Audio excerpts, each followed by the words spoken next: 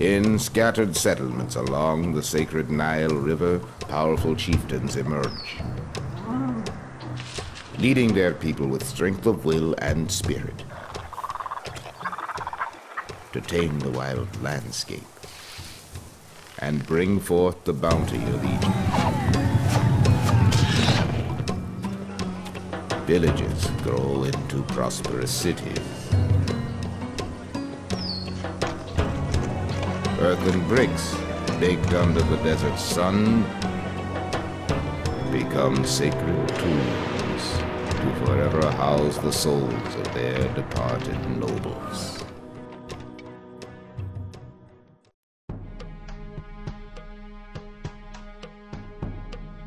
As the people who live along the Nile still struggle to survive in this harsh environment, a local king named Narmer has risen to power. Though Narmer has dominion over much of this land, full unification of the twin kingdoms has yet to be achieved. In commemoration of his accession, Narmer wishes your family to establish and govern a new city at Nekhen. This city will have temples to many of the gods of Egypt and numerous places of entertainment.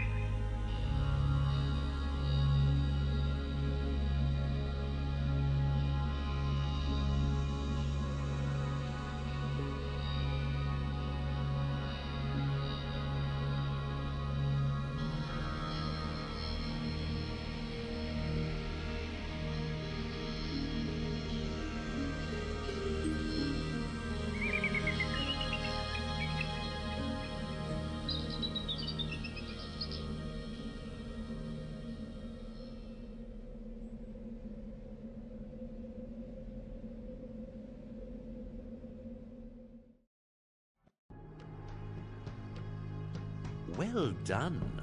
Thanks to your capable leadership, Egyptian civilization has advanced considerably and will continue to do so in the coming decades.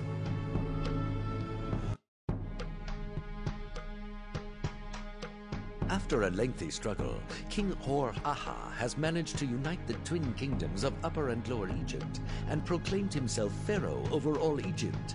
As a sign of his absolute sovereignty and the establishment of this, the first dynasty of Egypt, Hor-Aha has ordered the founding of an imposing capital at Men-nefer, from which he may govern this fledgling nation. Because of your family's many generations of faithful service to this land, Pharaoh has chosen you to be the architect of this splendid city. Because the capital is the very symbol of our kingdom, its citizens must enjoy a quality of life heretofore unknown in this land. To this end, you will eventually need to trade with other cities in the realm and to provide a higher standard of education for at least some of your citizens. You must also build a sacred mastaba tomb for the city's nobles.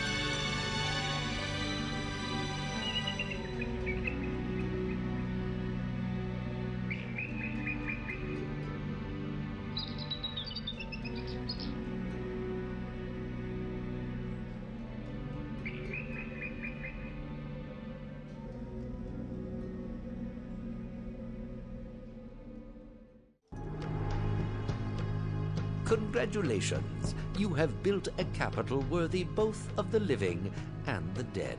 And by developing trade relations with other cities, you have introduced your city to the world stage.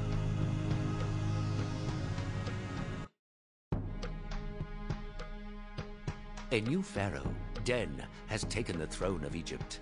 Pharaoh is deeply concerned as enemies have begun to threaten our borders, and our nation lacks adequate supplies of valuable copper, needed to create weapons with which to equip our troops.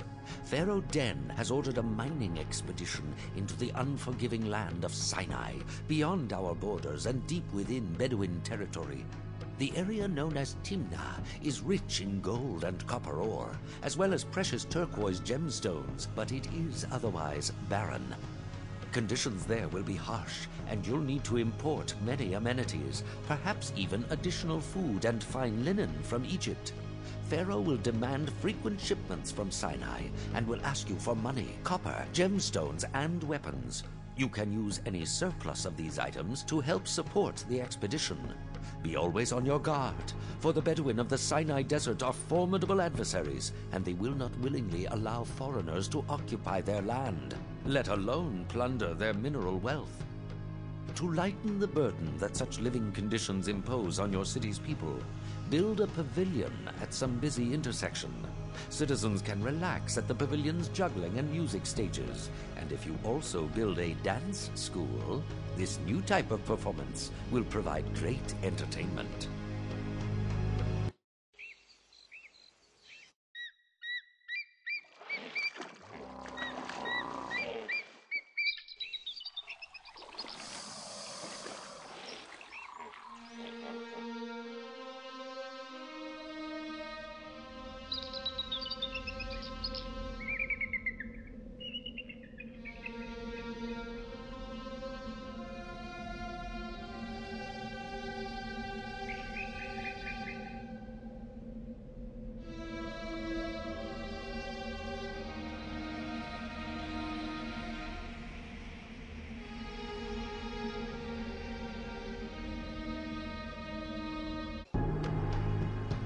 Pharaoh applauds you.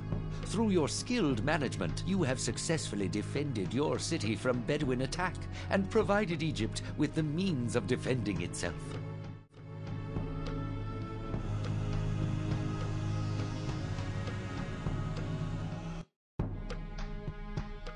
Egypt's military troops are now unmatched in the known world, but the new pharaoh, Khazakimwe of the Second Dynasty, now also demands a powerful navy based at Behdet. Nothing less than a fleet of warships will suffice to allow us dominion over the high seas. But timber is scarce, as our climate supports only a few sparse areas of forest. Cedar may be imported at great cost from Byblos in the land of Lebanon to the northeast. Fortunately, exports of our native papyrus will provide a means of offsetting this expense.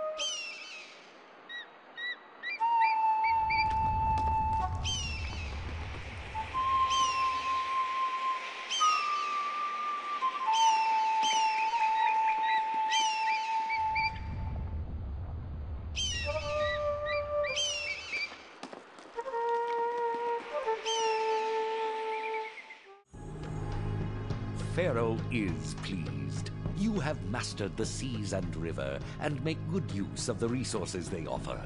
The mighty navy you built patrols the waterways, securing our borders.